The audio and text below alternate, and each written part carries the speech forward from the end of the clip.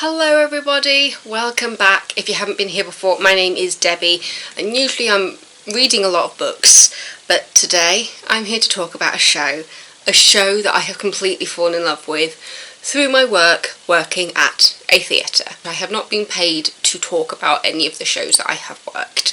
I am talking about this because I genuinely absolutely adore this show. I saw it for the third time last night and I got my parents some tickets to see it because I was just like, you have to see this.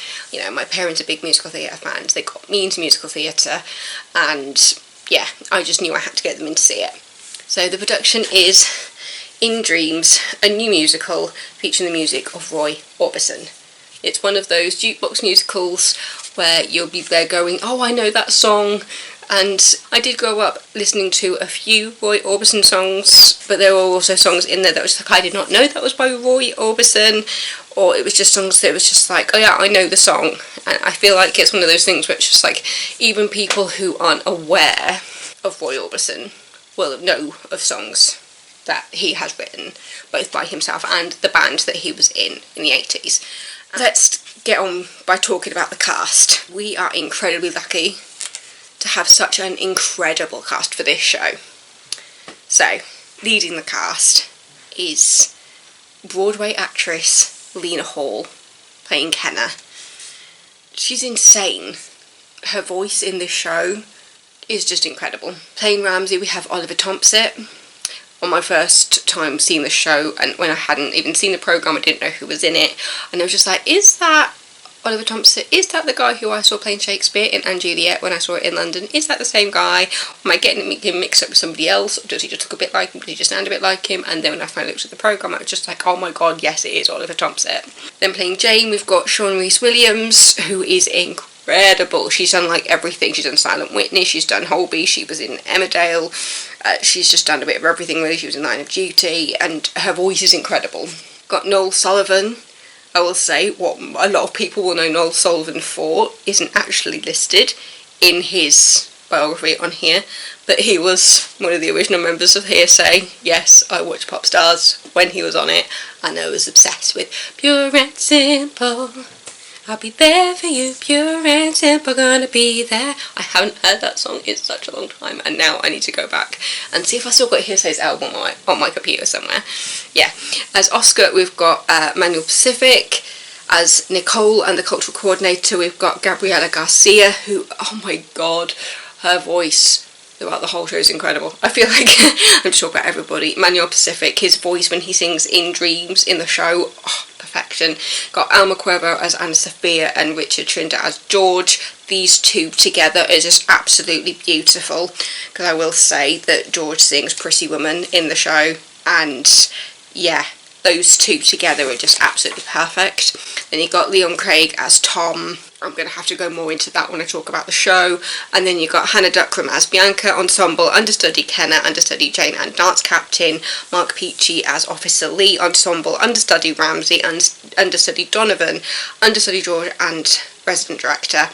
Pablo Gomez-Jones as Pedro, ensemble, understudy Oscar, understudy Tom and understudy Officer Lee. Fabiola Ocasio as Fernanda, ensemble, understudy Nicole and understudy Bianca. So, as you can see, it's a proper ensemble cast. Everybody is on stage. There doesn't appear to be any off-stage understudies. So, other than like the main 9 people that you are following throughout the story, the other 4 ensemble members are essentially understudies for everybody else. They're essentially swings. They play everybody. And yeah, it's just such an incredible cast. It's such a beautiful story. I'm not going to go too much into the story because it is a new musical and there is certain stuff that has not been like told about the show in like reviews or even just the description of the show on the website. But I am going to read what is on our website to you. In Dreams is a new musical that uses the iconic music of Roy Orbison to tell a contemporary story about love, written by David West Reed, who did Schitt's Creek and Juliet, and it's directed by Luke Shepherd and Juliet and In the Heights. Set in New Mexico, the story revolves around the former lead singer of a country rock band who, at a critical moment in her life, invites her old bandmates to join her for the party of a lifetime, while keeping her true motivations a secret.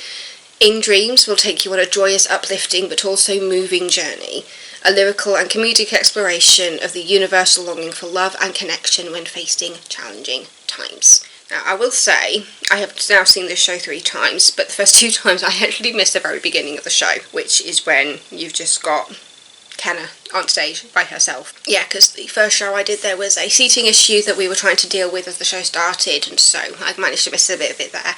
And then the second time, I was originally supposed to be on the outside. I was told if I wanted to go up there and cover the fire exits upstairs, I could go in and watch it, and so I missed about the first 10 minutes of the show. Yeah, I got to watch it last night with my parents. I was on door number 1, which meant I was inside the theatre, and my parents saw it as well. And yeah, my parents absolutely loved it, just like I knew they would. It is just such a wonderful show, and I feel like it's got everything that you want out of a musical, not only a jukebox musical where you've got that epic moment at the end when you can sing along and people were clapping and stuff. Like last night, which was when we got the programme, it was a Tuesday night audience, you know, it wasn't completely packed, and admittedly it was a bit of an older audience because it's a Tuesday night, but you could see, I could feel the audience warming up throughout the show, and it's just one of those things where it's just like there's always going to be like moments that I've noticed more because I've seen it 3 times and I know the bits that make me laugh, and so when the audience missed it, I'm just like, damn it. Yeah, as you can hear, it's about Kenna Ryan. At the very beginning of the show, she is doing like a one-woman tour. So it starts off with her on stage, rocking out, singing some of the Heartbreak Radio songs, which was the band that she was in back in the day. And while she's doing her set, using the audience as like the concert audience, she gets a phone call, basically getting some really bad news. And so she goes to a Mexican restaurant, which combines wonderful food and drink and margaritas and all this sort of stuff with doing funerals. Well, it's not really memorials, the right word. Kenna sees the advert for this restaurant, and she goes to the restaurant and says, can I use your services to have a party that celebrates my life? And they're just saying, well, we normally do this for people who are already gone, but actually it feels right to be able to help you have a moment where you can enjoy your life before you go. It's the story of how she looks back on the life she's had. And then you've got Nicole and Oscar, who are a couple, and it's Oscar's grandmother, Anna Sophia, who basically says, yeah, we can do this party for you and help you celebrate your life, like if you've got anybody that you want to invite. And Kenna's just there going, well, I was in a band and I don't really talk to them anymore. And they basically decide to invite her old band members to this party to celebrate Kenna's life. There's like references to like Coco the film quite a lot, with the idea that Donovan, one of Kenna's bandmates, is obsessed with, and that's how he understands like everything that this restaurant is doing. Jane and Donovan are her ex-bandmates who are now married and have 5 children, and then there's also the sexy Britt Ramsey, who is also Kenna's ex-boyfriend. And yeah, it's so good. I don't want to spoil it too much, but I will say that Ramsey's version of I Drove All Night is one of my favourite things in the show. It is so good. I'll go a little run through of the songs in it. So there's Dream Baby, In the Real World, End of the Line, You Got It, Communication Breakdown, I Drove All Night, which, as I said, is one of my favourite moments in the show, Running Scared, She's a Mystery to Me, Blue Bayou, Only the Lonely, Margarita, A Love So Beautiful, Handle with Care. The way they do Handle with Care is absolutely brilliant. Not Alone Anymore, In the Real World, Crying, Heartbreak Radio, Pretty Woman, It's Over, Mean Woman Blues, Love Hurts, In Dreams, with Crying Again, and Wild Hearts Run Out of Time, and then it finishes with You Got It. I will say, because you can see Lena Hall singing Crying on YouTube. It has been released, her version of Crying, and I must admit, the moment that she sings Crying in the show is such an incredible moment, especially last night, because you could hear a pin drop. It was so quiet leading into Crying, and it just reflects the moment the character is in at that moment, where she's battling with what she's hiding from her friends versus kind of like what she feels for her ex-boyfriend and what she's currently going through, and the emotion in that song just goes straight through me. I had goosebumps last night because you could just, it was one of those moments where you're just like, she's completely embracing the silence at this point. And so when she finally starts singing and it's just so quiet and it's just her voice and the music is really soft at the beginning, oh, her voice is incredible. Absolutely incredible. And when it comes to like the octave change and things, it's just like, oh my goodness. You can tell why Lena Hall has won a Tony Award. It's giving me an idea for songs that I could do, like that, to add to my rep, or even just do like a mic night or something. It's just a beautiful show. And I know when we first heard about it, we were just like, oh, why is it going into the courtyard and not the quarry? But having seen it in the courtyard now 3 times, I completely understand why it's being put in the courtyard. The courtyard, it just makes it just a little bit more intimate. It really allows the use of the proscenium arch, because the main theatre, the quarry, it's not a traditional proscenium arch theatre, but the courtyard is. So yeah, it really makes use of the stage, and the fact that you can have like a proper curtain in there. I love it when our shows have a proper curtain, because I feel like you don't see that very often at the Playhouse, because the main theatre, the quarry, it doesn't have a curtain. I mean, I think if they wanted to, they could do a curtain, but I don't think I've ever actually seen anything that has had a curtain in the quarry. It has a very strong theme of the Day of the Dead in the show, and so it's just the way that the story is like brought together using like the different cultures and things, and it's just stunning. And hearing the songs in Spanish, as well as some of the songs are sung in Spanish in the show because of the family, because they're like the heart of this restaurant, and you just realise just how beautiful the songs sound being sung in another language. But yeah, it just made me realise just the style of the songs really lends to being sung in Spanish, and it's one of those things where you don't realise it until you hear it. But yeah, it's beautiful. There's a revolve on the stage. I absolutely love the use of the revolve. And, you know, when it comes to like the comedy, Leon Craig, who plays Tom, he's absolutely hilarious. He's absolutely brilliant, and one hell of a voice there, I'll tell you that. But also just the comic relief that come from Jane and Donovan, because I mean, they have their moments, but it's like when you first meet them, they talk about the fact that they've got 5 kids, and there's a moment when they like throw their babies off the stage, and it really makes me laugh. Obviously they're just dolls, it's just dolls, but the way it happens is just so funny. And then when they finally arrive to the restaurant and they're just going, we left them on the side of the road, in reference to the kids, and it's just so funny.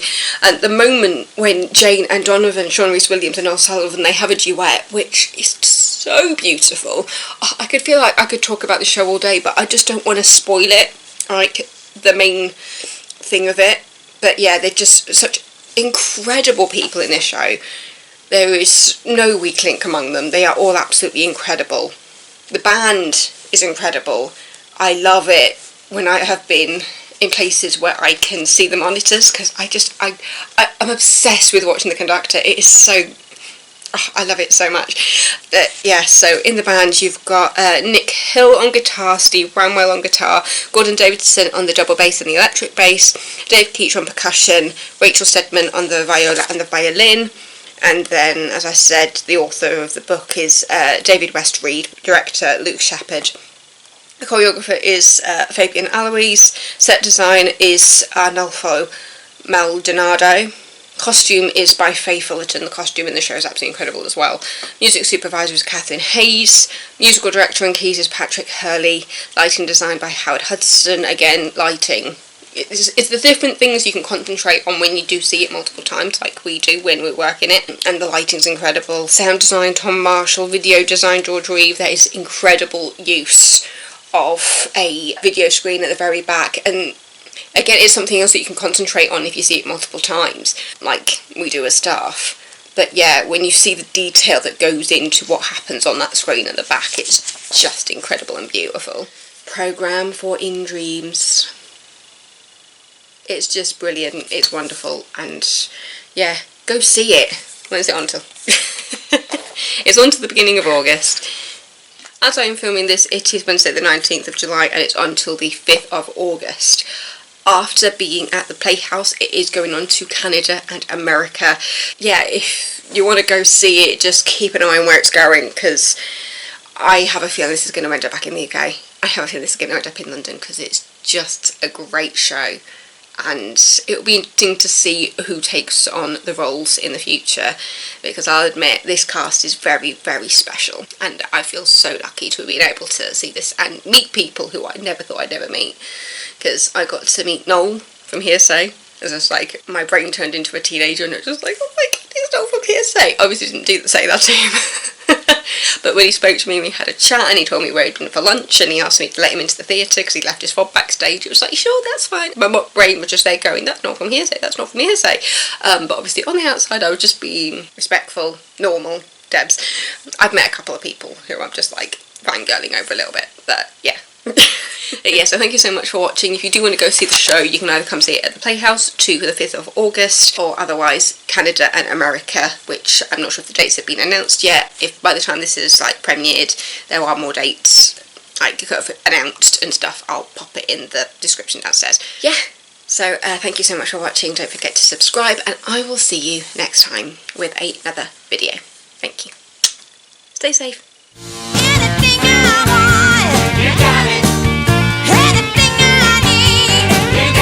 Plan to go out the same way I lived, with a party, as soon as possible. I drove all night to get to you.